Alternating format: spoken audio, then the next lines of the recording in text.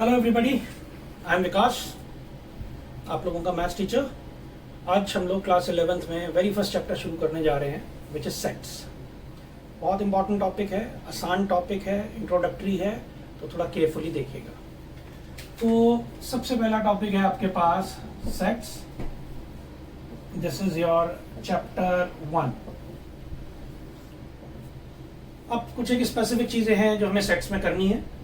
तो सबसे पहली चीज है आपके पास डेफिनेशन कि सेट्स होता क्या है, व्हाट इज सेट।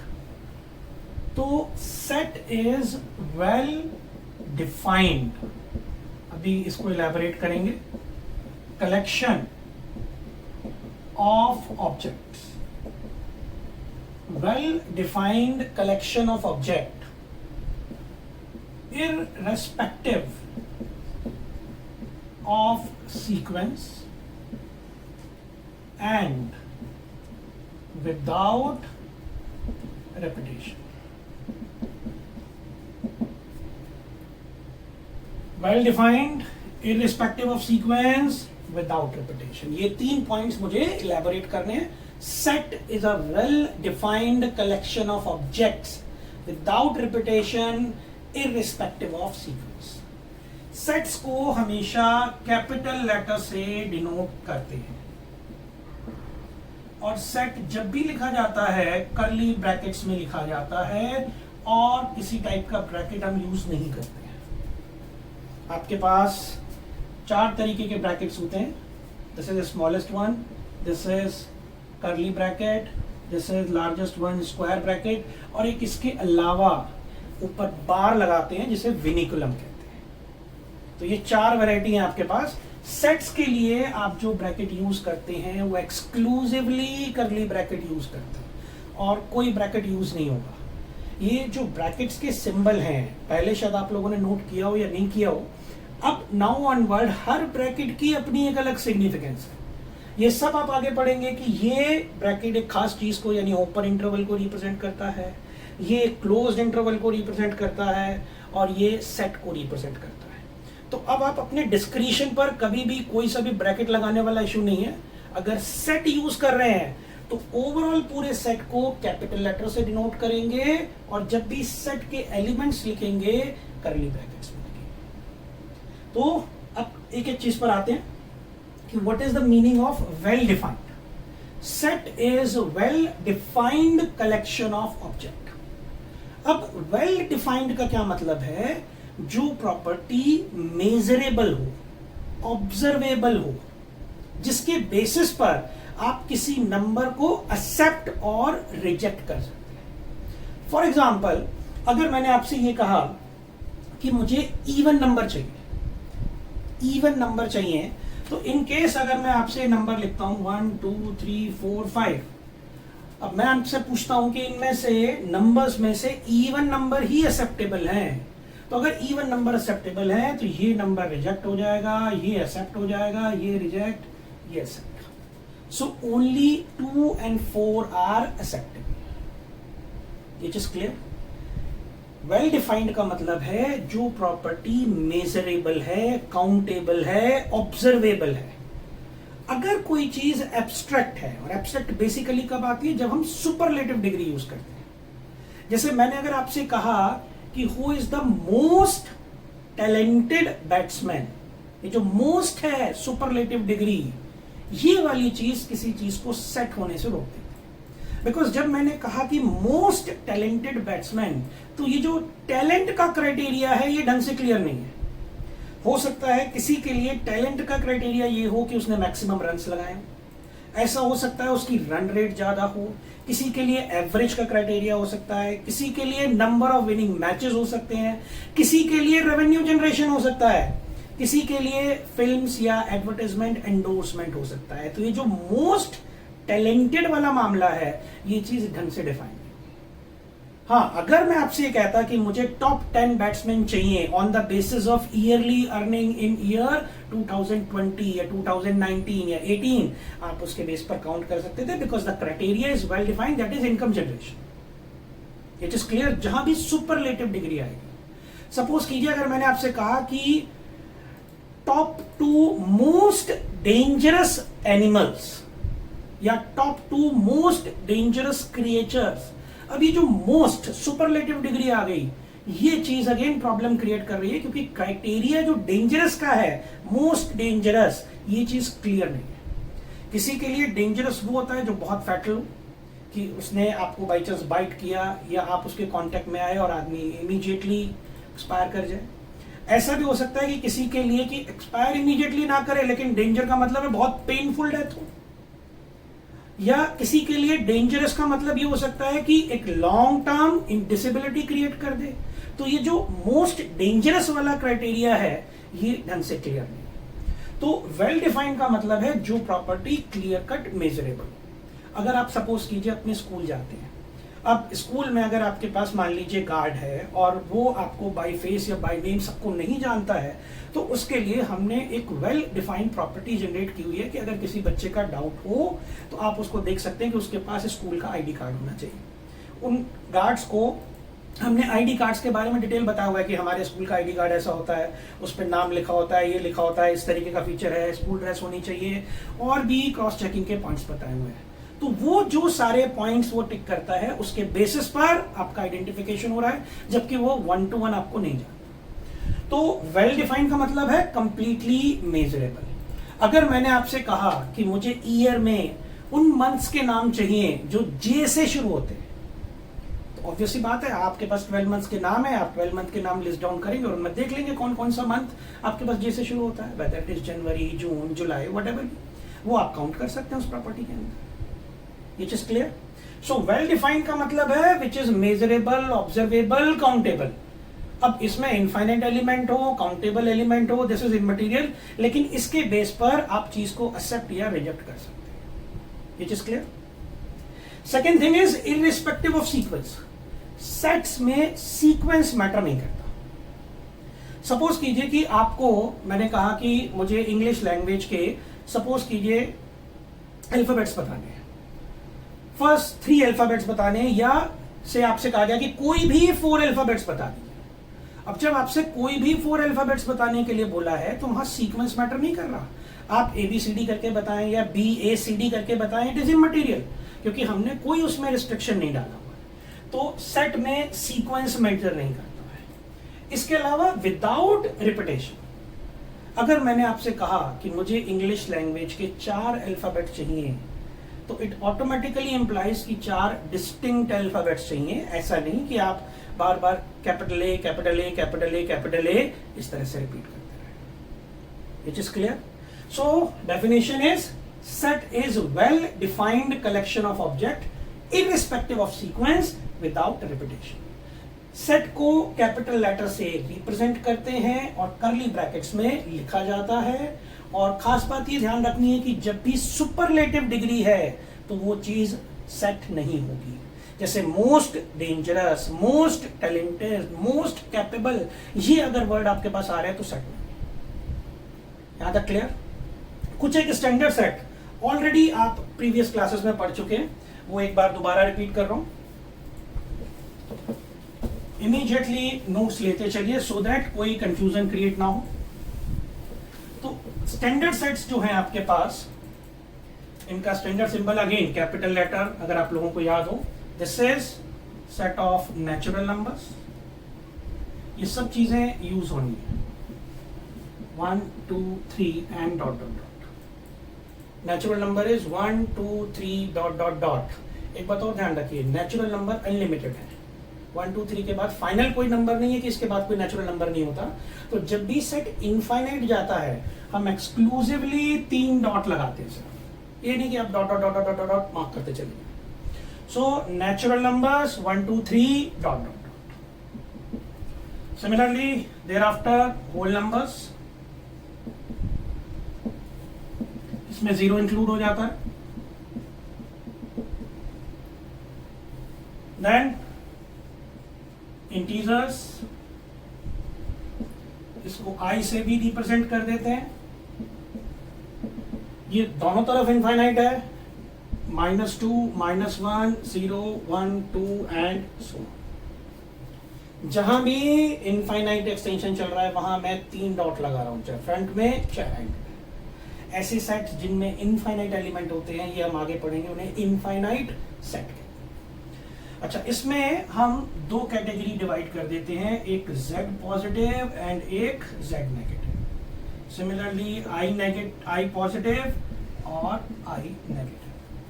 तो Z positive, Z negative, that is set of positive integers and set of negative integers. So this means dot dot dot -3, -2, -1. Similarly, positive means 1, 2, 3 dot dot dot. अब यहाँ कभी कभी doubt आता है कि मैं इसमें जीरो को इंक्लूड करूं कि नहीं करूं, बिकॉज जीरो ड्यूअल नेचर का है, पॉजिटिव में भी काउंट हो सकता है और नेगेटिव में भी काउंट हो सकता है। तो व्हेन आई से आई नीड पॉजिटिव नंबर, तो पॉजिटिव मतलब कंफर्म्ड पॉजिटिव, नो ड्यूअल और डाइसी नेचर। तो पॉजिटिव मतलब पॉजिटिव पक्का पक्का चाहिए, नेगेटिव मींस कंफर्म्ड नेगेटिव चाहिए। तो इसलिए ना जीरो को हमने इसमें काउंट किया है ना इसमें काउंट किया है। कई बार कुछ बुक्स में जीरो को नेगेटिव वाले में भी काउंट कर देते हैं और पॉजिटिव में भी, उसमें भी कोई इशू नहीं है। लेकिन अगर आपसे कभी भी पॉजिटिव नंबर मांगा गया है, दैट मींस कंफर्म पॉजिटिव, तो जीरो को एक्सक्लूड किया गया। So natural number, whole number, integers, उसकी further subcategories, that is positive integer or negative integer. Thereafter, rational numbers. Rational numbers. ये सब स्टैंडर्ड सिंबल हैं जो आप लोगों ने पहले 9th में 10th में किए हुए हैं। मैं सब यहां सिर्फ रिपीट कर रहा हूं क्योंकि ये सिंबल्स स्पेसिफिकली यूज होते हैं। अब रैशनल नंबर्स क्या होते हैं आपके पास? बेसिकली 3 वैरायटी आपके पास रैशनल नंबर्स में इंक्लूडेड होती हैं। Numbers which can be written, जरूरी नहीं है कि नंबर p by q की फॉर्म में हो। Numbers which can be written in form of p by q, where q is not equal to 0 and p and q belongs to integer. ये जो symbol है, this is belongs to, और अगर इसे ऐसे क्रॉस कर देते हैं तो इसका मतलब है does not belongs to. Mathematics और सिंबॉलिक लैंग्वेज बहुत अच्छे से क्लियर होनी चाहिए। Belongs to, does not belongs to. So rational number includes numbers which can be written in the form of p by q। p by q की form में हो या ना हो, लेकिन लिखे जा सकते हैं। जैसे फॉर एग्जांपल 2 है, this can be written in the form of 2 by 1, so it is rational number. 2 by 3 automatically rational number है। When I say integer, that means positive negative both type, तो -2 by 3 भी चलेगा और 2 by 3 भी चलेगा। 3 भी allowed है because 3 can be written as 3 by 1, बस डिनोमिनेटर में 0 नहीं आना चाहिए। इसके अलावा इसमें टर्मिनेटिंग डेसिमल्स आते हैं। Terminating decimal means 2.3, 2.31, डेसिमल के बाद एक प्लेस, डेसिमल के बाद 2 प्लेस, या फिर non terminating but repeating decimal.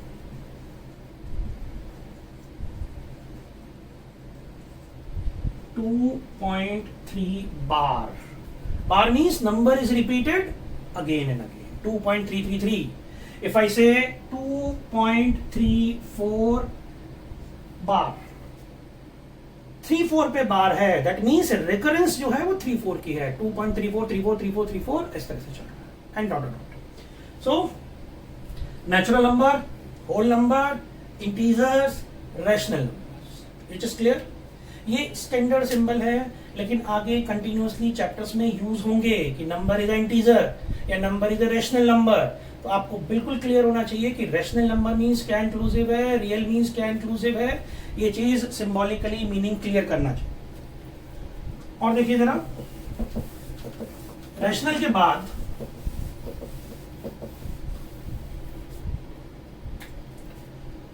आपके पास है R, this is set of real numbers. अच्छा, रियल बेसिकली हो चीज क्या चीज होती है आपके पास? Rational plus irrational. रैशनल तो आपको पता है क्यू से रिप्रेजेंट करते हैं, इसको हम आई आर लिख देते हैं या एस लिख देते हैं, दोनों में से कोई भी सिंबल यूज करते हैं। And this is non terminating, non repeating. सब 10th वाला पोर्शन रिपीट हो रहा है आपका, लेकिन रिपीट किस पॉइंट ऑफ व्यू से कर रहे हैं, आपको स्टैंडर्ड सिंबल फ्लॉलेसली दोबारा रिवाइज करने हैं कि अगर ये सिंबल यूज होते हैं तो कोई कंफ्यूजन ना।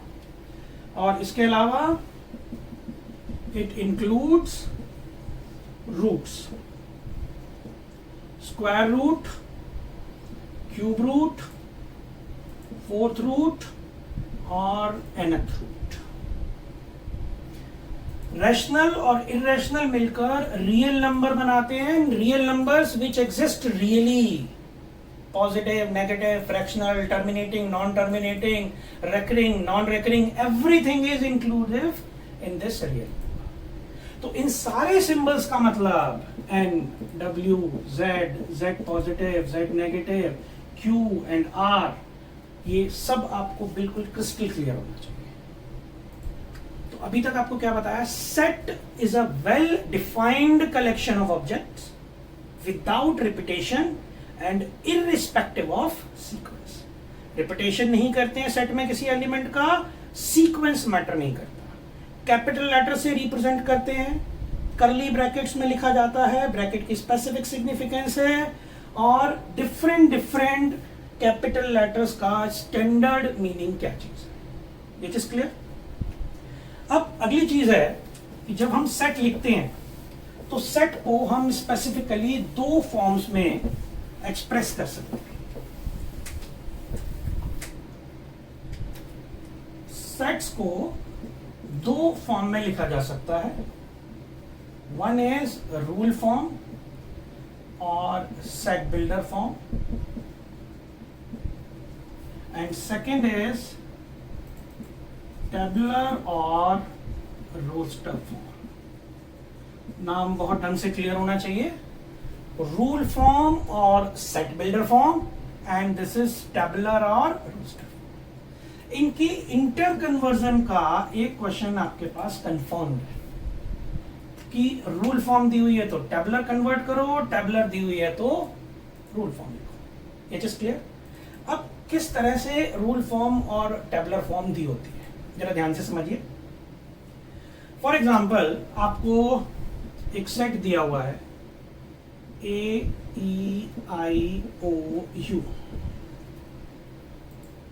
ए ई आई ओ यू एक सेट दिया हुआ है। इसको पढ़ेंगे कैसे, ए इज इक्वल टू के साइन को is, A is set of, curly bracket है, set of which elements, A E I O you.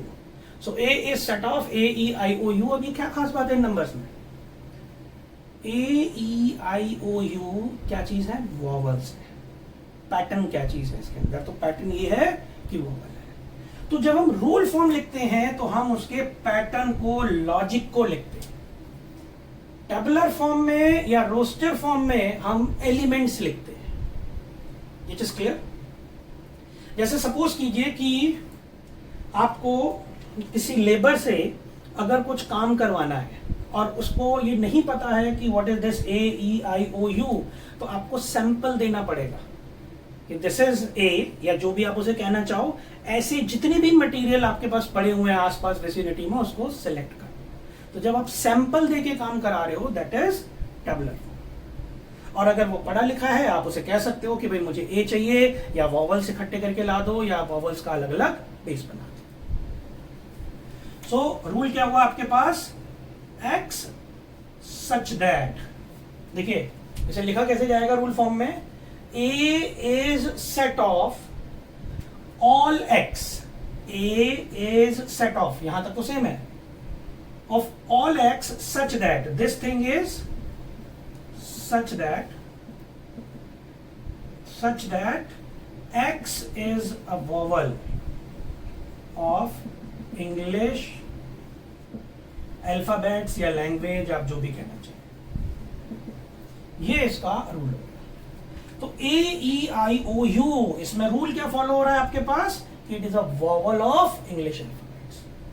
पढ़ा कैसे जाएगा? A is set of all x such that के लिए दो सिंबल यूज करते हैं, या तो ये वाला सिंबल या ऐसे वाला सिंबल, ऐसी लाइन भी लगा दी जाती है। तो A is set of all x such that x is a vowel of English language. X means variable, इसका मतलब ये बिल्कुल नहीं है कि मैं x को वॉवल कह रहा हूं। x is a variable which is representing everything। जैसे हम नॉर्मल अलजेब्रा में करते हैं कि भाई लेट किसी चीज की एज माननी है x, दूसरे की एज माननी है y, तो एज को x और y मानना मतलब हम किसी वेरिएबल से रिप्रेजेंट करें। और देखिए जरा, सपोज कीजिए आपको दिया हुआ है से 1 2 3 से लेकर 10, 1 2 3 dot dot dot up to 10। अब ये क्या चीज है आपके पास? 1 से लेकर 10 तक के नंबर है। अब ये जो 1 से लेकर 10 तक है, या सपोज कीजिए कि मैंने नंबर बढ़ा दिए 1 से लेकर 100 तक लिख दिया। अब इसे कॉम्पैक्ट फॉर्म में कैसे लिखूंगा? इसमें क्या रूल फॉलो हो रहा है कि B is set of all x such that, बताया था such that के दो सिंबल होते हैं, आप कोई भी यूज कर सकते हैं। इसलिए मैंने एक बार ये डबल डॉट वाला सिंबल यूज कर दिया, एक बार ये वाला, सो दैट दोनों से फेमिलियरिटी रहे। तो B is set of all x such that x belongs to natural number. It is a natural number। और कैसा natural number? Such that, symbolic form है x less than equal to 100। कौन सा natural number चाहिए मुझे? Less than equal to 100। ये चीज समझ में आ गई? ये सारे के सारे नेचुरल नंबर हैं और लेस देन इक्वल टू 100। मैं और भी क्लैरिटी करना चाहूं तो मैं ऐसे भी लिख सकता हूं 1 to 100, 1 से लेकर 100 तक। वैसे ये लिखने की जरूरत नहीं थी कि जब मैंने कहा 100 से लेस देन जितने भी चाहिए तो नेचुरल नंबर 1 से शुरू होते हैं, 1 से लेकर 100। तो आप स्पेसिफाई कर देते हैं तो भी ठीक है, नहीं स्पेसिफाई करते हैं तो भी ठीक है। आप कल को ये कहते हैं कि भाई 1 2 3 एंड डॉट डॉट डॉट 100, इन्हें नेचुरल नंबर ना कह के मैं पॉजिटिव इंटीजर कहना चाहता हूं, कोई प्रॉब्लम नहीं है, आप यहाँ z पॉजिटिव लिख सकते हैं। आपको रूल एक्सप्लेन करना है फ्लॉलेसली। अब आप 1 2 3 को नेचुरल नंबर कहें, आप उसे इंटीजर कहते हैं, पॉजिटिव इंटीजर कहते हैं, या आपकी विलिंगनेस है, लेकिन जो रूल और प्रिंसिपल आप कम्युनिकेट करना चाह रहे हैं वो बिल्कुल क्रिस्टल क्लियर आना चाहिए। ये चीज क्लियर? और देखिए जरा, सपोज कीजिए एक आपको क्वेश्चन दिया हुआ है 1 4 9 16 dot dot dot 100, 1 4 9 16 dot dot dot 100। तो अब इन नंबरों में अगर आप ध्यान से देखें तो पैटर्न क्या है? C is set of all x such that x, अब इसमें क्या खास बात है? This is 1 square, 2 square, 3 square, 4 square and then 10 square। 1 square से लेकर 10 square तक है। तो मैं क्या कहूंगा? This is equal to some square, और वो क्या चीज होनी चाहिए? नेचुरल नंबर होनी चाहिए, या पॉजिटिव इंटीजर आप कह दें। और ये नंबर कहां तक है? 1 2 3 4 से लेकर 10 तक। तो n is less than equal to 10। आप इसको सिंबॉलिक फॉर्म में लिखने की बजाय ऐसे भी लिख सकते थे कि x such that x is square of first 10 natural numbers. एक ही बात है, आपको पैटर्न देखना है इन नंबरों में पैटर्न क्या बन रहा है, और वो पैटर्न आपको रूल फॉर्म में लिखना है। टेबुलर फॉर्म या रोस्टर फॉर्म दी हुई है, इसको उठा के आपको रूल फॉर्म लिखनी है। यानी जो नंबर मैंने दिए हुए हैं उनको आपको एनालाइज करना है कि इनमें क्या पैटर्न, क्या लॉजिक फॉलो हो रहा है, और जो पैटर्न और जो लॉजिक फॉलो हो रहा है वो रूल फॉर्म में लिख देना है। अब उसे आप लैंग्वेज फॉर्म में लिखते हैं, सिंबॉलिक फॉर्म में लिखते हैं, आपकी विलिंगनेस। और एग्जांपल देखिए जरा इसके।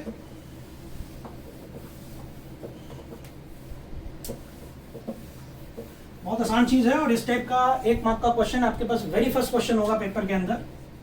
सपोज कीजिए एक और सेट है, इनकेस आपसे कहा गया 1/2, 2/3, 3/4 डॉट डॉट डॉट 9/10। देखिए जरा 1/2, 2/3, 3/4, 9/10। तो अगर आप नंबर को जरा ध्यान से एनालाइज करें, जरा देखिए ध्यान से, हो क्या रहा है, जो भी ऊपर नंबर लिखा हुआ है नीचे उससे एक बड़ा नंबर है। ऊपर 1 है तो नीचे 2 है, 2 है तो 3 है, 3 है तो 4 है, 9 है तो 10 है। तो यानी रूल क्या फॉलो हो रहा है, D is set of all x such that this is equal to, number is equal to n over n plus 1। अब आप इसे n लिखें, y लिखें, z लिखें, वो आपकी मर्जी। So D is set of all variable x such that that variable is equal to something upon something plus 1। और ये क्या चीज है, ऊपर वाला नंबर नेचुरल नंबर, और कहां से कहां तक जा रहा है आपके पास ये नेचुरल नंबर, 1 से लेकर 9। अब आप 1 to 9 लिखें इसे, या लेस देन इक्वल टू 9 लिखें, that is one and same thing, क्योंकि जब आप लेस देन इक्वल टू 9 लिखते हैं तो जितने भी नेचुरल नंबर 9 या 9 से कम है वो सब काउंट हो। ये बात समझ में आ गई। और देखिए, सपोज कीजिए आपसे कहा गया 5, 25, 125, 625, ये दिया हुआ। अब अगर इन नंबर्स में आप पैटर्न देखते हैं तो this is 5 raised to power 1, 5 raised to power 2, 5 raised to power 3, 5 raised to power। It is clear. थोड़ा सा ऑब्जर्व करेंगे, स्टैंडर्ड पैटर्न है बिल्कुल, देखते ही आपको पता चलेगा कि क्या पैटर्न फॉलो हो रहा है। तो कैसे लिखा जाएगा इसको, x such that x is equal to 5 raised to power n, 5 raised to power 1, 5 raised to power 2, 5 raised to power 3, 5 raised to power 4, and this n belongs to natural number। और कहां से कहां तक आपको n की value लेनी है, it is clear. और एक एग्जांपल देखिए, ये सारे के सारे स्टैंडर्ड एग्जांपल हैं। सपोज कीजिए ये दिया हुआ है 2, 4, 6, 8, 10। तो क्या चीज है, अगर आप ध्यान से देखें, these are even number, positive even number कह सकते हैं। अब पॉजिटिव इवन नंबर कहना बात कंप्लीट नहीं है, क्योंकि मैं 10 पर रुक गया हूं। तो this is basically 2 1s, this is 2 2s, this is 2 3s, 2 4s, this is 2 5s। सो आप कह सकते हैं कि f is set of all variable x such that this variable is 2 into n, 2 का मल्टीपल है, और वो n क्या है, नेचुरल नंबर, एंड n की वैल्यू 1 से लेकर 4 तक है, सॉरी 5 तक है। It is clear. आप सीधा सीधा भी लिख सकते थे कि f is set of all x such that x is first 5 even. It is clear, it समझ में आ गया अच्छी तरह से। ये हमने टैबुलर से रोस्टर फॉर्म का कन्वर्जन करा, आपको नंबर्स लिख के दिए हुए थे, आपने उसका पैटर्न देख लिया। अब एक या दो क्वेश्चन छोटे से बस मैं इसमें करके दिखा रहा हूं कि जिसमें आपको अगर रूल फॉर्म दी हुई है तो आप टैबुलर कैसे लिखेंगे। देखिए फॉर एग्जांपल, अगर आपसे कहा गया x such that x is an alphabet of word mathematics।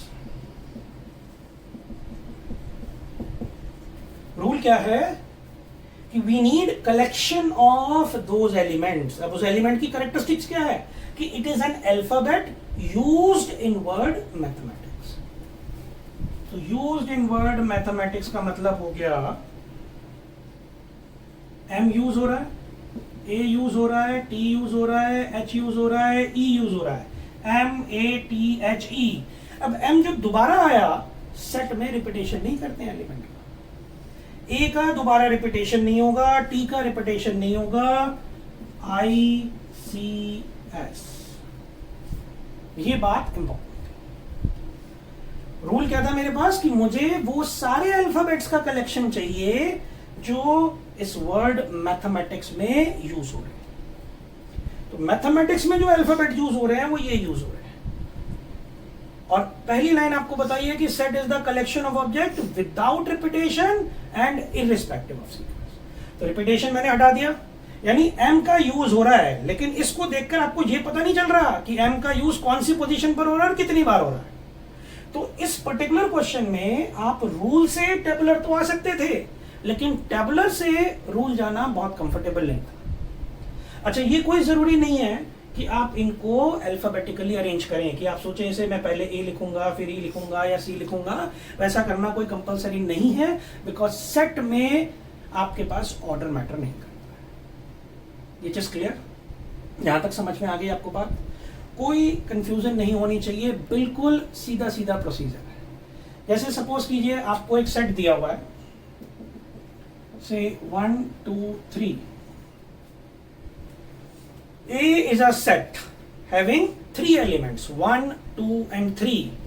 तो सिंपल सी बात है, 1 belongs to A, 1 belongs to A। Same चीज मैंने कहा 5 does not belongs to A। 5 इस पर्टिकुलर सेट में मुझे नजर नहीं आ रहा है, 1 आ रहा है, 3 belongs to A।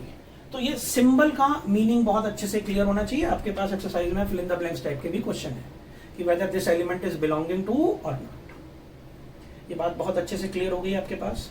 तो आपको नटशेल में बताया क्या है इसमें कि what is the definition of set. It is the well defined collection of objects without repetition and irrespective of sequence. Set को कैपिटल लेटर से डिनोट करते हैं, करली ब्रैकेट्स में लिखते हैं, और दो फॉर्म्स हैं आपके पास सेट लिखने की, रूल फॉर्म और टेबुलर फॉर्म। रूल से टेबुलर और टेबुलर से रूल, इनका इंटर कन्वर्जन बहुत अच्छे से आना चाहिए। इसके अलावा आपको बता दिया कि अगर सुपरलेटिव डिग्री यूज हो रही है तो वो सेट नहीं होता। Belongs to, does not belongs to की सिग्निफिकेंस क्या है। तो ये जो सारा कॉन्सेप्ट है ये आपकी वेरी फर्स्ट एक्सरसाइज में यूज होगा। तो very first exercise with examples आपको करनी है। It is clear? तो बहुत अच्छे से वीडियो को दोबारा देखिए, कॉन्सेप्ट समझिए। अगर फिर भी कोई दिक्कत है, हमारा नंबर आपके पास है, आप हमें कॉल बैक कर सकते हैं। अदरवाइज विद एग्जांपल्स पूरी की पूरी एक्सरसाइज आपको अपने रजिस्टर में करनी है। आपके पास 2 रजिस्टर्स हैं स्पेसिफिकली, एक नोट्स रजिस्टर है और एक होमवर्क या असाइनमेंट रजिस्टर। तो जब भी आप वीडियो देख रहे हैं तो उसके नोट्स जो बनाएंगे वो आपको नोट्स रजिस्टर में करने हैं, और जब आपको उसके रिगार्डिंग काम मिलेगा या जो भी एक्सरसाइज करनी है वो आप होमवर्क रजिस्टर में करेंगे या असाइनमेंट रजिस्टर में करेंगे। यहां तक क्लियर? इसमें कोई कंफ्यूजन नहीं होनी चाहिए। आपको नोट्स और असाइनमेंट दोनों का PDF हमें वापस भेजना है। Thank you.